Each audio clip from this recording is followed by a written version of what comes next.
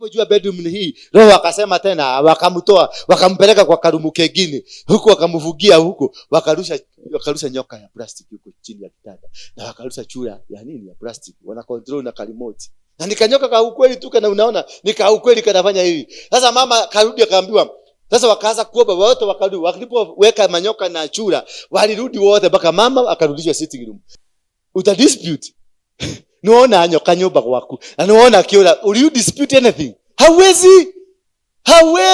Nani uliingizwa hiyo room mara ya kwanza, kwa hivyo hakuna mtu aliingia huko, na mara ya pili ukaambiwa ingie, na ukaambiwa usifunge macho uangalie ndio uone shetani akikuja, na akaona shetani ni huyu, aliwekelea 1500.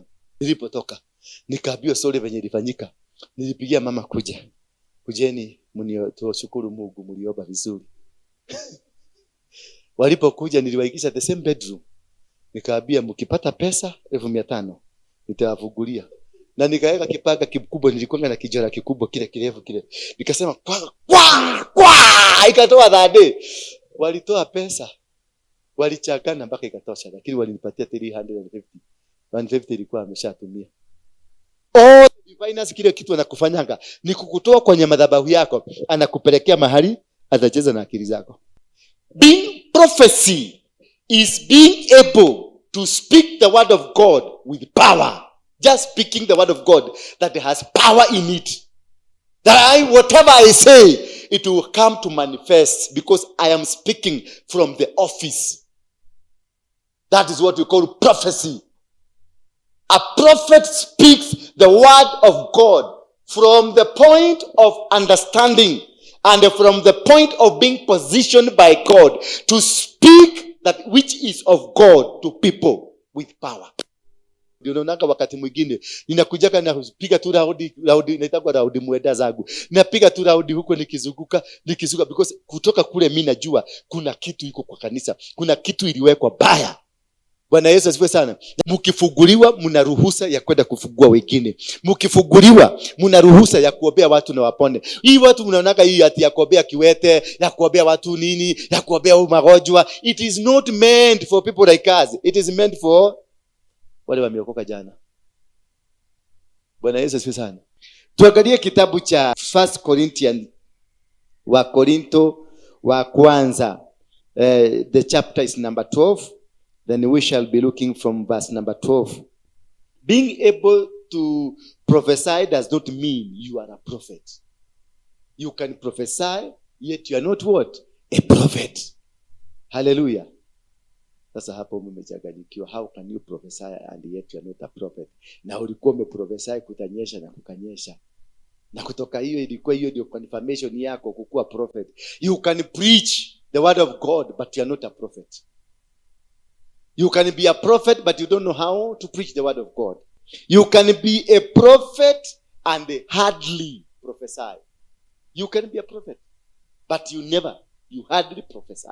But inside you got the gifts ambazo zina operate ndani yako. Hizo ndizo zina identify na zinaonyesha what kind of a person you are. All of us, we are prophets of our own lives. All of us, we are prophets of your own families. You can prophesy.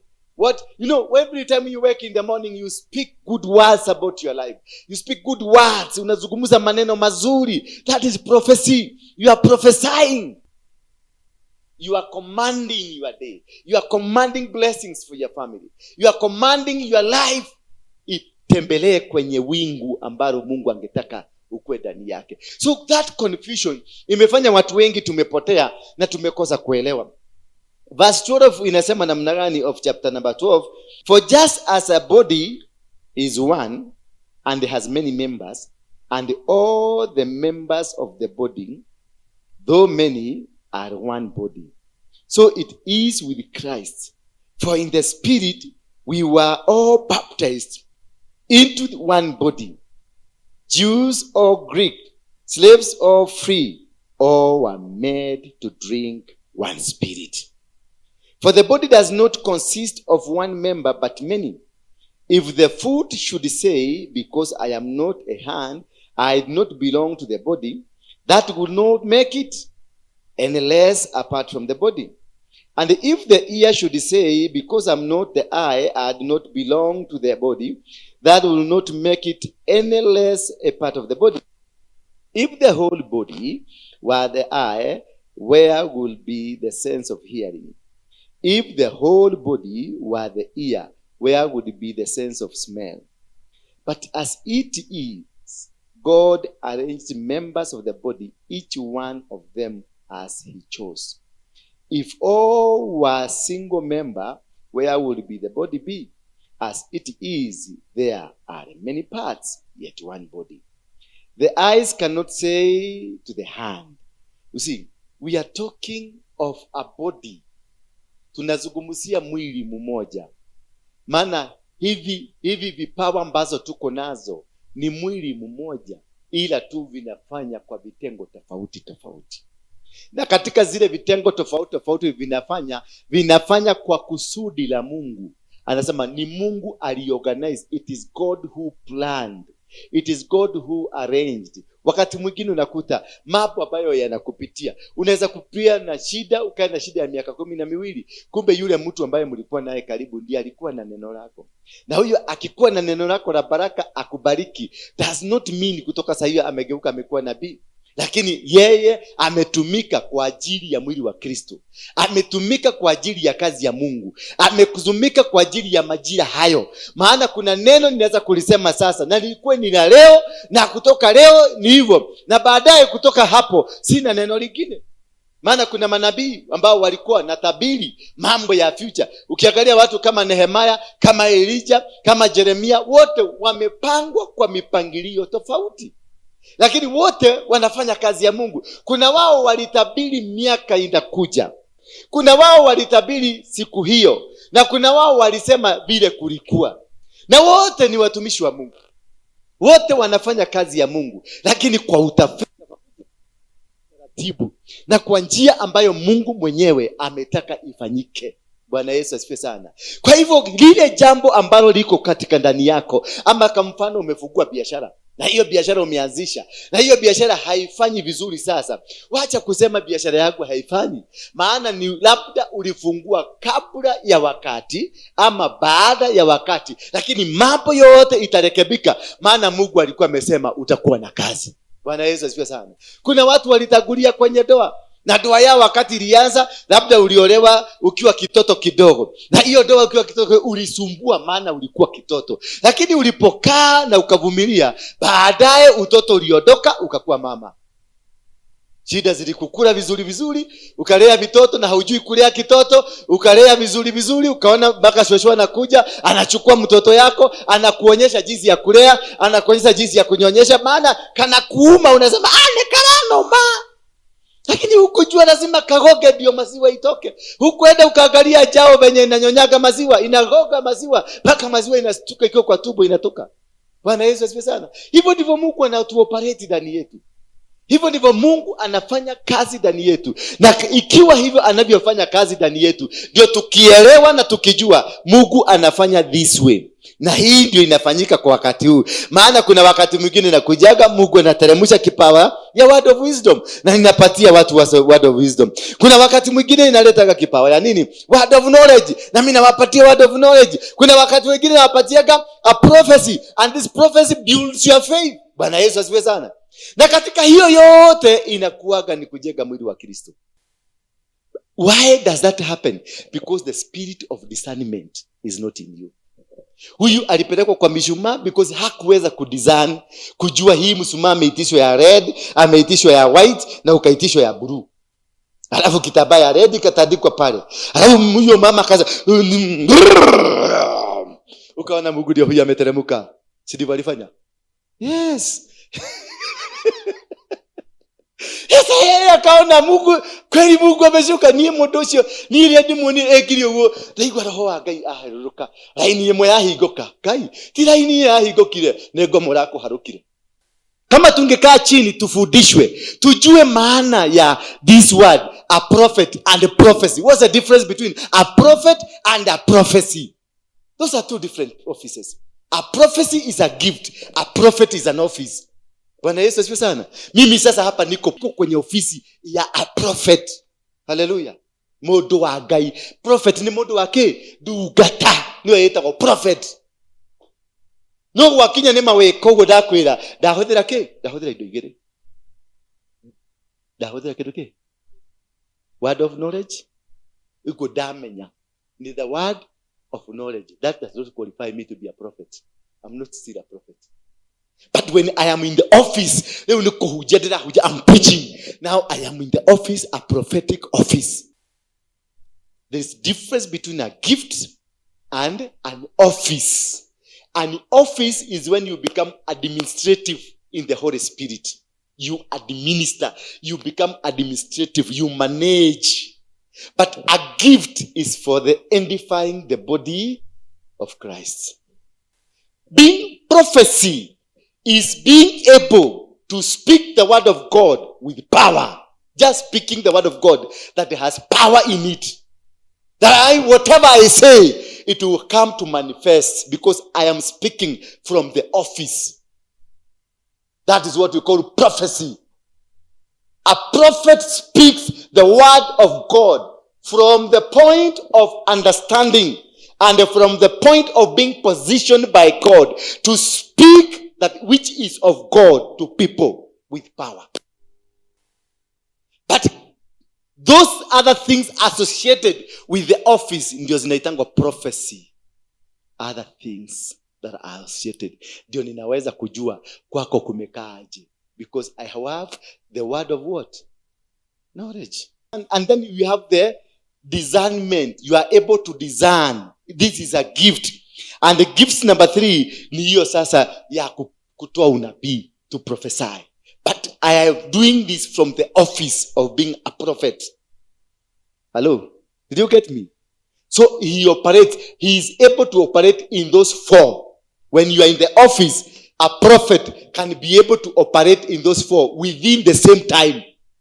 Lakini nikiingia pale, hata mimi nikiingia, nitakwambia hapa kumelala mchawi. Automatically nikiingia tu hivi hapa tu, hata nikipanda kwa stairs kuna roho hata nizungumzia niambia hapa kumeshinda nini, kumeshinda mchawi. Na nikikuja tu nasimama, ndio naonanga wakati mwingine ninakuja na kupiga tu raudi naitagwa raudi mwenda zangu, napiga tu raudi huko nikizunguka because kutoka kule mimi najua kuna kitu iko kwa kanisa, kuna kitu iliwekwa baya. Bwana Yesu asifiwe sana. Na hiyo kitu iliwekwa baya iko. So what I'll do, nitakuja tu niingie kwa ofisi yangu kwanza, niangalie, nizungumze, nikuje hapa, niingie pale, nifugueni hapa, niingie hapa because I want to know where it is. Wewe ufanye mambo yako kule nje, nitajua tu because my spirit of discerning iko juu. Na ukikuja nitakupatia word. That is why now I'm able to give you this word. Whatever I'm doing now, I'm giving you the word of wisdom. Ninakupatia neno. Na neno hilo likusaidie, likufungue. The purpose of the word is to set you free from the captivity. I'm not supposed to come and to tie you, kukuweka into chains. Niko hapa nikufungue, ndio uweze kwenda pia kufungua wengine. Mkifunguliwa mna ruhusa ya kwenda kufungua wengine. Mkifunguliwa mna ruhusa ya kuombea watu na wapone. Hii watu mnaonaga hii ati ya kuombea kiwete, ya kuombea watu nini, ya kuombea magonjwa. It is not meant for people like us. It is meant for wale wameokoka jana. Bwana Yesu asifiwe sana. Si kitu ati ya maana lazima niweke hapana. Hiyo unaonaga ati kwa sababu ati nilimwombea nikamwekelea mkono immediately mambo ikabadilika. Hiyo ni kitu ya mtu wa kuokoka jana. Ukiokoka tu umepatiwa gifts za kuombea watu na wapone. Everybody here, you have the power to do so. You have the capability to do so. Lakini kwa sababu uligadamizwa na ukakujwa na ukaekwa kwa kagunia na kakavugwa, sasa hautaweza kujua. Alafu wanazima nini? The gifts. Na gifts ndio watu wachawi wanazimaga. Wakati mnaomba ndio nawaambiaga kabla muanze maombi tulipenti kwanza. Bwana Yesu asifiwe sana. Ndio tulete uwepo wa Mungu ukashuke. Kuingia katika Mungu ama kuingia kwenye maombi, usiingie kwenye maombi, Baba wa mbinguni, ninakushukuru maana wewe ni Mungu. Ninakusambia, ninataka ploti 2, ninataka gari, watoto wamefukuzwa shule. Angalia Baba. No. God is not your peer. God is not your village mate. God, before you go to God, you must go when you are clean. Ndio naonanga nikishika microphone naombaga msamaha wa dhambi nilizozitenda nikijua, na dhambi nilizozitenda bila kujua. Maana labda niko kilini sijatenda dhambi, of course sijatenda. Ama ujua nini kinafanyikaga? Ile makasiriko unatoka nayo hapa kwa sababu umegobanishwa na apostle, na wewe ndio umenyeleta kuonega ni apostle. Kumbe ni shetani amepanga hiyo mipango. Na mimi najua. Ndio kwa maana nimekugobanisha nione how are you going to behave? Are you going to walk with me? Nitakugobanisha tu hapa. I am your father. Si uko chini yako? Yes, nitakugobanisha kama mzazi. Nikukubali kwa sababu nataka kujua kuna responsibility nataka kukupatia. How are you going to handle? What is your pressure? Ogoroka gate. Sasa nitakuachilia kimaneno kizuri. Nasema hii atire kanitha. Nikataka tukahoere hapo. Sidi mukahoya. Utire kidu mukonyita zero. I'm at work. Mimi ni representative wa Bikudi. Mimi ni Mungu ameniambia nataka tuangalie Magii, tuchunguse Magii. Pressure yake yabata shukari wabata kaginya ha na shube wabata gatia na mtu wagano wabata gatia. Bwana asifiwe sana. Sasa hapa kuna watu mimi najua ni marafiki wangu wazuri, lakini siwezi fanya nao kazi. Siwezi nikakupatia responsibility because I know you. Na kuna watu hapa, watu hata wanaangaliaga wanaonaga huyu ni shetani kanisa hii, lakini ndio anaambiwa kibieni Kariobangi mkafanya ABCD. Why? Because already your heart is known. Your heart is known in heaven. You have been tested. For you to qualify to become anybody, to be given a responsibility to serve God, you go through tests. Kama Mungu anataka kukubariki kuwa kingdom financier, utapelekewa kwenye matatizo ya finances. Kama Mungu anataka kukutumia kwenye kuombea watu wanapona, the challenge that will come to you ni ya ugonjwa. Watoto wako wanagojeka, wewe unagojeka. Yaani ukitoka kwa hiyo ugonjwa unaingia kwa hiyo ugonjwa nyingine. Ukitoka kwa hiyo unaingia kwa hiyo. Because God is testing you. Are you able to understand what he is giving you? Anataka kukupatia 10 billion ndio finance kanisa. Sasa anakupatia ngapi? Shilingi 1,000. Na anakuambia siku hiyo ndio nakuta kuna mtu mgonjwa sana kanisani anataka kuchagiwa pesa. Ndio afanya nini? Apelekwe hospitali. Na wewe tu ndio uko na 1,000 na ndio inatakikana. Na hiyo 1,000 nyumbani hujanunua chakula. Hiyo 1,000 ndio mtoto kesho ulimwahidi utamnunulia kitabu ulikuwa unamnunulia. Hiyo 1,000 ndio unataka kununua dawa, painkiller ama dawa ile unakunywaga ya pressure ama ya nini ama ya sukari. 1,000 hiyo umeipakia mpaka imeisha. Kumbe Mungu alikupatia na akakukumbusha magonjwa yote ile uko nayo na mashida yote. Sasa anataka uone. Yeye ndiye alikupatia pesa. Wewe haukuitafuta, lakini alituma huyu mama. Dalili ni mwana nyekona geregi yenu. Immediately unakumbushwa mashida ya kwako. Lakini Mungu anakuaga amesimama wapi? Anakuchugulia. Will you give me first priority ama utapatia wewe mwenyewe the first priority? Being able to discern, to know when God is talking, when God is speaking, it is a gift.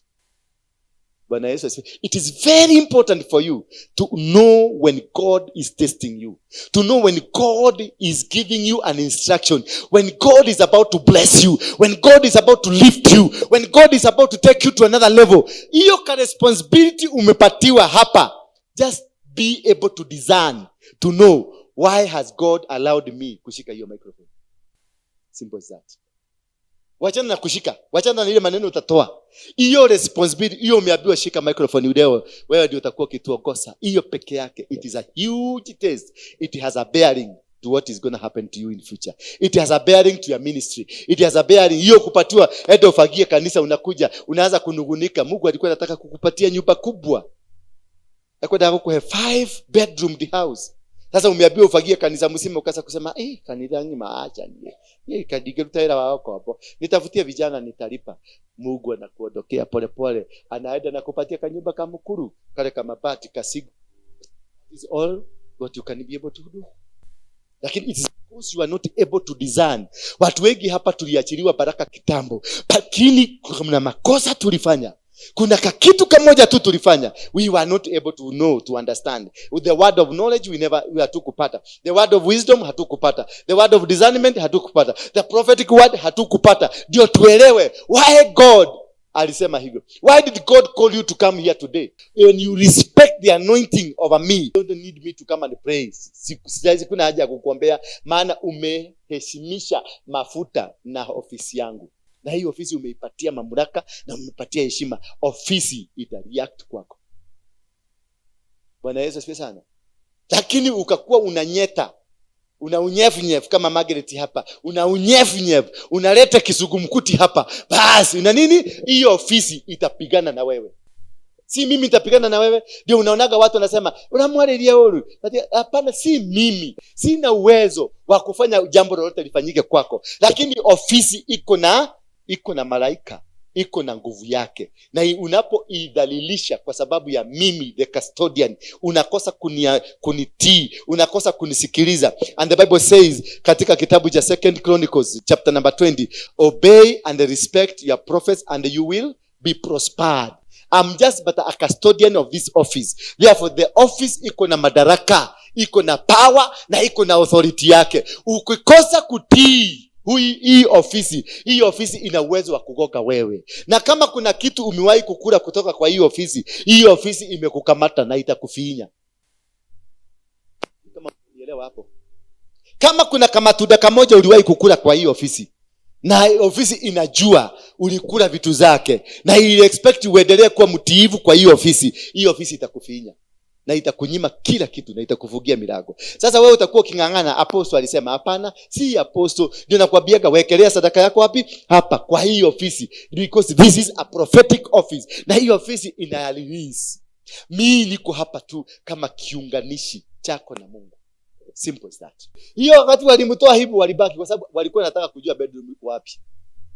Sasa walimpeleka baki, walikuwa wanataka kujua bedroom ndio hii. Walipojua bedroom ni hii, Roho akasema tena, wakamtoa, wakampeleka kwa karumu kengine. Huko wakamvugia huko, wakarusha nyoka ya plastic huko chini ya kitanda. Na wakarusha chura ya nini ya plastic. Wana control na remote. Na nikanyoka kwa ukweli tu kana unaona, ukweli kanafanya hivi. Sasa mama karudi akaambiwa.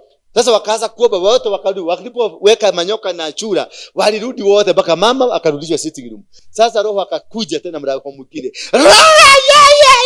Ribu saya ramakaya. Bedroom rikasha torobosa. Mama akakamatwa akapelekwa mpaka the bedroom. Roho amesema. Mama kushikwa akapelekwa, akaambiwa piga magoti hapa. Asa kuomba rima shendere bosaya. Na usifuge macho yako. Usifuge, maana shetani anaweza kukukamata. Kwa sababu anataka akiomba aone nyoka ikikuja. Sasa wakafinya kalimoti, kanyoka kakaanza. Ina nyoka. Oh Jesus, ndio nyoka. Wote wakaruka nje. Nyoka imepatikana. Akaambiwa toka nje. Hiyo ni roho inaweza kukuua. Na hiyo roho kutolewa hapa, lazima itolewe na dhabihu. Sasa ameona nyoka. Sasa akaambiwa toka nje. Wote wakatoka. Na mlango ikafunguka, ikasemekana ifungwe kabisa. Isifunguliwe. Maana lazima dhabihu itafutwe ndio hii nyoka itoke. Mama hapo akaambiwa dhabihu ile imesemekana kuna vitu vitatu. Na kwa hizo vitu vitatu kila moja itatolewa na 100,000. Halo. Kila moja itatolewa na nini?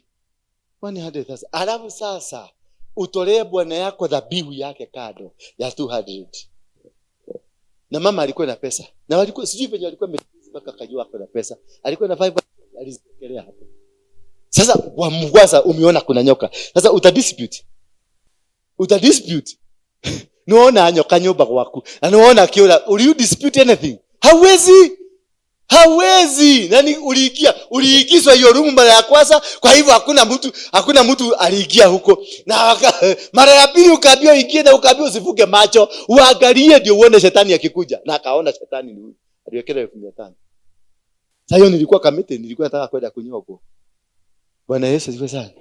Lakini kibahati mzuri nikatoka. Nilipotoka nikaambiwa sore venye ilifanyika. Nilipigia mama kujeni mnioshukuru Mungu mliomba vizuri. Walipokuja niliwaikisha the same bedroom. Nikaambia mkipata pesa 1500 nitawafungulia. Na nikaweka kipaka kikubwa, nilikuwa na kijora kikubwa kile kirefu kile. Nikasema kwa ikatoa dhade. Walitoa pesa. Walichakana mpaka ikatosha, lakini walinipatia 350. 150 ilikuwa ameshatumia. You see now? It's because the woman was unable to discern hawa ni mikora. Bwana Yesu asifiwe sana. Was unable to know that I'm dealing with criminals. I'm dealing with people who are not from God. Bwana Yesu asifiwe sana. And also she was being tested. This money alikuwa amepatiwa, labda tulikuwa matajiri. Lakini yeye, kwa sababu hapo ndio utajiri yetu ilianza kuendea chini. Because how can you give what God has given you? Why can't you go back to the same God that gave you this? Umuulize Mungu, wewe ndio umesema msee afugiwe. Na umesema msee afugiwe, give us, niambie unataka atakaa huko mpaka siku gani? Bwana Yesu asifiwe sana. So being given ukiambiwa ufagie hapa does not qualify you to become anything. It is a test from heaven. Mimi kama mchungaji nina jukumu la kuhakikisha kama mchungaji nimekung'oa hiyo kitu iko ndani yako. Maana kuna gift ya Mungu iliyo ndani yako. Na nisipong'oa hicho kitu, gift hii haitafanya. Kwa hivyo nitafanya kila juhudi nikulete karibu sana. Hicho kitu unataka nitakuonyesha ni possible. Kuja. Na utoke kwa zoni yako. As long as ni kutoka kwa zoni yako. Unajua ni kwa nini Elijah alifaulu kumaliza wale manabii walikuwa ngapi? 400. Ni kwa sababu Elijah aliwaita kwa zoni yake. Lakini kama angeenda kwa zoni yao, mzee angeogo. Madhabahu, cheza kwenye madhabahu yako. Bwana Yesu asifiwe sana. So you must be very strong. Na ujue kwamba kaa kwenye madhabahu yako. Usiende kwa madhabahu. Elijah alikaa kwa madhabahu na akakalia kiti akawaambia, "Mnaenda weka hatia." Wakamwambia, "Tunataka utupatie hii na hii, chukua." Lakini amekalia nini? Madhabahu. Kama umekaa kwenye madhabahu ya kwako, hauwezi ukatingizika. Diviners, kile kitu anakufanyanga ni kukutoa kwenye madhabahu yako, anakupelekea mahali atacheza na akili zako. When the prophet is speaking, he operates in all these 4 gifts at the same time. Hivyo nimewapatia maneno mingi very deep. Kwa sababu we are not able to discern. We are not able to God is speaking. Anaongea nini? Hiyo kitu amekupatia saizi. What does he want from you? When this man is operating in these gifts, he is able to discern, to hear, and also he is able to understand your mind. Umeona sasa? Hivyo nimewaelezea. I'm able to understand every one of you, your mind, because I am operating in this office. I'm able to understand. Sio ati unanipenda, sio ati lazima nikuwe bwana yako, lakini kuna kitu kibaya kimewekwa ndani yako, ukuje either unimalize ama mimi nikumalize. Kwa hivyo even your pastor, even your apostle anaweza kuwa a project ya shetani ya kuachilia. Lakini nani, who is the cause? Angalia Musa venye alifanya. Musa alienda mlimani, kurudi akakuta kina Kora na Dathani wamejeka tu tent. Aliwaambiaje? Mungu akakasirika. Alienda kwa Mungu, akaambia Mungu, unajua alikuwa na stama. Sasa ile kusema Mungu anainterpret haraka sana. Maana aliona mtu kama atakufa huyu na ni mtumishi yake. Sasa akamuuliza ni nini? Akamwambia venye kuko kulikubaya kule sana. Naye Mungu kuchukulia, akaona Dathani na Kora wamejenga tu nyumba. Mungu akasema nini? Akapasua dunia, wakamezwa wote. Because ya mtumishi. Dunia ilipasuka kwa sababu huyu alikasirika. Mimi nina uwezo wa kufanya dunia yako ipasuke na umezwe. Uturage gukukiritaga. Yes, tekodora maitho matha. Uturage gukukiritaga ndina uhoti ucio. Because I am a custodian of the work of God. I am a custodian of the altar of God. And God, Mungu anakuwa na wivu na kitu chake. Naweza kuwa mimi ni mchafu, naweza kuwa mimi si mzuri, lakini kwa wakati huu nilijeho kairu hadu haliko. Ngai ari wiru, etagwo Jehova weke. We wiru ndagitikira muhure tonde gwitikira guconoka. Ulimjua hivyo? Hawezi kukubali munipige, maana mkinipiga yeye ndiye ataibika. Atawacha munipige, awapige, aniwaondoe. Alafu mimi atanipeleka mahali kwa kaofisi, anishughulikie na huko na hamtaona akinishughulikia. Todo Ngai ni agitagira kile yake. Mungu anachunga kile ambacho ni chake. Kwa hivyo wakati mnafanyaga hii maneno mnafanyaga hapa juko na nini na nini, na I'm telling you mtakuwa na shida. And I'm not prophesying. Mtakuwa na shida. Kwa hivyo take care kabisa kabisa. Afadhali utoroke, usikujage hapa, kujaga Jumapili tunaonana na unaniambia apostle na unatoroka unaenda. Badala ya kujaga kukaa hapa kupiga msene, badala ya kukuja hapa kupiga sorry, kusegenya watu, unachukua laana kila siku. You become an atomic bomb. Mahali utalipuka, siku yako ya kulipuka, kila mtu atakuhurumia. Na hata kwa kai nani wale dukataje gama. Natashira kiro kanitha turaka kanitha. No rahiana. Ni dire Makenyatta da mororogo, daita maidori. Kumbe ni kunyoroswa na nyoroswa. Kumbe ni kugogwa, anagogwa. Na anagogwa mpaka anakaa mzuri. By the time ukienda huko kama hata kufa, utamkuta yeye anakusomea Genesis mpaka Revelation, yote iko kwa kichwa. Ni lesson ile amepitishwa. Some of you are suffering because of that.